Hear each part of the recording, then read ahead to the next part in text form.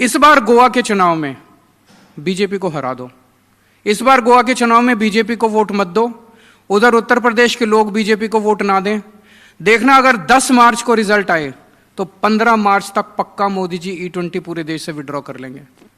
It's a question about your vehicle. क्या 1 litre petrol अब BJP के लिए चुनावी मुसीबत बनने वाला है? क्या E20 का मुद्दा उत्तर प्रदेश और गोवा से शुरू होकर 2029 के लोकसभा चुनाव तक मोदी सरकार का पीछा करेगा? अरविंद केजरीवाल ने ऐसा चुनावी दांव चला है जिसने पेट्रोल पंप से लेकर सियासी गलियारों तक हलचल बढ़ा दी है। जानेंगे पूरी खबर। नमस्कार, मैं अनिकेता शर्मा, आप देख रहे हैं न्यूज गंगा। दरअसल आम आदमी पार्टी के राष्ट्रीय संयोजक अरविंद केजरीवाल ने लोगों से अपील की है कि अगर वे E20 पेट्रोल नीति से नाराज है तो चुनाव में बीजेपी को इसका जवाब दे। गोवा में उन्होंने बीजेपी हटाओ गाड़ी बचाओ का नारा देते हुए दावा किया कि राज्य के करीब 85 से 90% परिवार इस नीति से प्रभावित हो सकते हैं। वहीं केजरीवाल का दावा है कि अगर उत्तर प्रदेश और गोवा में बीजेपी को बड़ा चुनावी झटका मिलता है तो केंद्र सरकार E20 पर पीछे हटने के लिए मजबूर हो सकती है।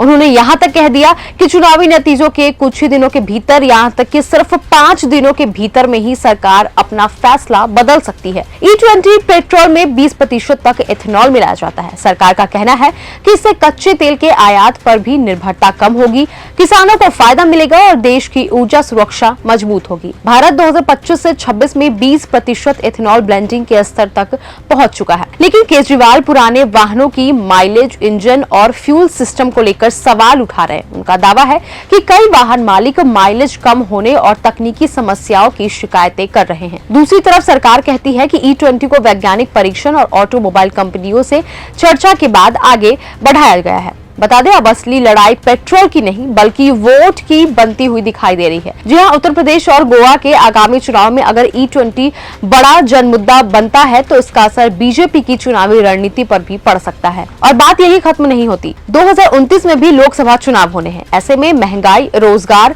छात्रों के आंदोलन और E20 जैसे मुद्दे एक साथ जुड़े तो राजनीतिक दबाव और बढ़ सकता है। संसद में वहीं अमित शाह के जवाब की मांग को लेकर विपक्ष पहले ही हमलावर है और हाल ही के दिनों में छात्र आंदोलन ने सरकार पर भी दबाव बढ़ाया, लगातार इस्तीफे की मांग कर रहे हैं।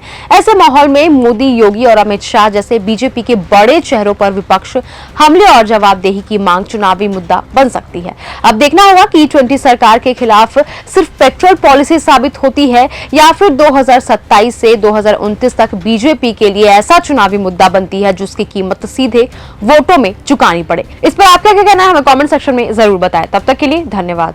अगर आपको यह हमारा वीडियो पसंद आया हो तो इसे लाइक और शेयर करना बिल्कुल न भूलें। साथ ही हमारे चैनल न्यूज गंगा को सब्सक्राइब और फॉलो जरूर करें ताकि देश और दुनिया की हर बड़ी खबर आप तक सबसे पहले पहुंचे।